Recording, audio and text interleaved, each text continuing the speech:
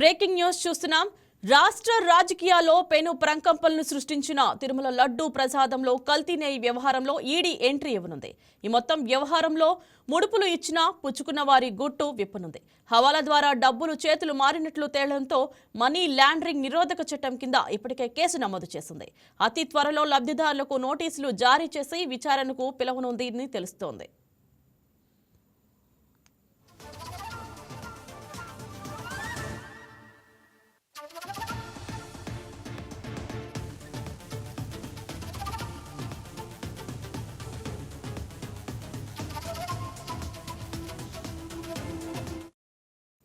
ఇప్పటికే సిబిఐతో సహా ఏసీపీ విచారణ చేపట్టింది. ఈ కేసుకు సంబంధించి 36 మందిపై ఛార్జ్ షీటు దాఖలైంది. ఈ మొత్తం వ్యవహారంలో ఇప్పటివరకు 235 కోట్లు అక్రమాలు జరిగినట్లు తేల్చింది.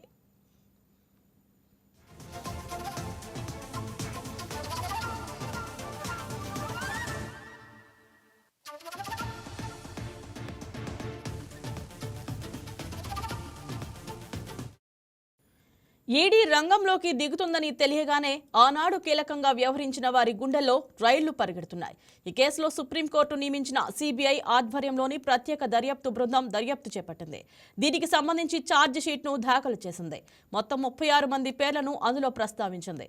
కల్తీ నెయ్యి సరఫరాలో 235 కోట్ల అక్రమాలు జరిగినట్లు తేల్చింది. అందులో 20 కోట్ల రూపాయలు హవాలా ద్వారా జరిగినట్లు తేలింది.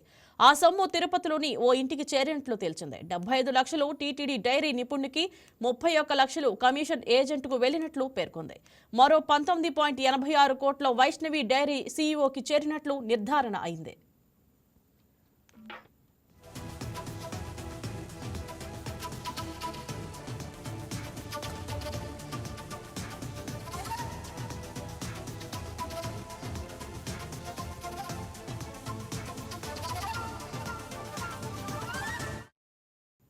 ఆ డబ్బు అక్కడి నుంచి ఎక్కడికి వెళ్లిందనేది తేల్చనుంది. బోలేబాబా నిర్వాహకులు ఈ రాకెట్లో కీలకంగా మారారని తెలుస్తోంది. హవాలా మార్గంలో చేరిన డబ్బుని తిరిగి వైట్ గా మార్చారని సమాచారం. తిరిగి ఆ నిధులను బోలేబాబా కంపెనీకే పంపించారని తెలుస్తోంది. హవాలా ఏజెంట్లు ఆ డబ్బును విజయవాడ, చెన్నై, హైదరాబాద్ నగరాలకు చెందిన వ్యక్తులకు పంపినట్లు తేలింది. దీని ఆధారంగా ఈసీఐఆర్ నమోదు చేసింది ఈడీ. త్వరలో ముడుపుల లబ్ధిదారులు, ఏజెంట్లకు నోటీసులు జారీ చేసి విచారణ జరపనుంది.